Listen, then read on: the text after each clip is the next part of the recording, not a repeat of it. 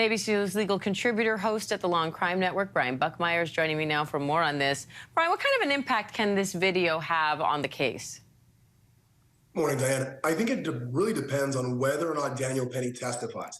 If he testifies, this interview can be used as a roadmap either for the defense or the prosecution. The defense wants there to be broad brushstrokes in talking about the danger here. The analogy I would use is if you take like the sticky notes and you kind of flip through them if you drew stick men, they want to flip through it quickly to show that scene being played out, while the prosecution wants to go scene by scene to see where the imminent danger occurred.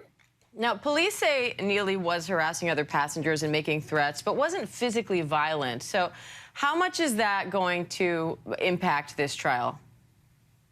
Yeah, so Penny used the buzzword of imminent. And I'm not sure if that's a word he uses regularly or something that his attorney helped him to get to in preparing for this this speech, but it's about imminency. It's about whether or not words accompanied with whatever actions Penny saw was going to bring the forefront of force or danger to himself or others. And so it's going to come down to the witnesses who testify as well as himself as to both subjectively and objectively whether or not danger was present.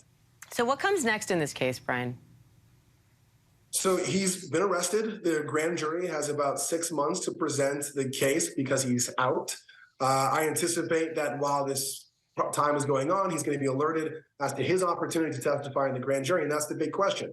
He's already speaking publicly. He probably feels the ability to also speak in court, so maybe he testifies in the grand jury. He takes that risk of either knocking it out of the park and getting the case dismissed up front, or testifying and getting indicted, and now he's married to those words that he used in the grand jury.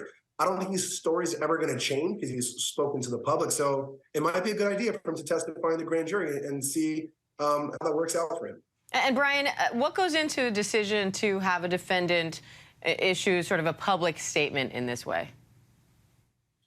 So nowadays, more so than ever, criminal defendants are facing not only the court of law, but also the court of public opinion. This case, I jokingly say it's the Kyle Rittenhouse of New York, because it's so divided on this issue as to, is he a hero or is he a menace? And I think there are reasonable arguments on either side. And if the attorney and Penny can get out his story as quickly as possible and influence the public, influence the idea of how people perceive Daniel Penny, that's going to have an effect come jury selection. It's going to have an effect coming opening statements.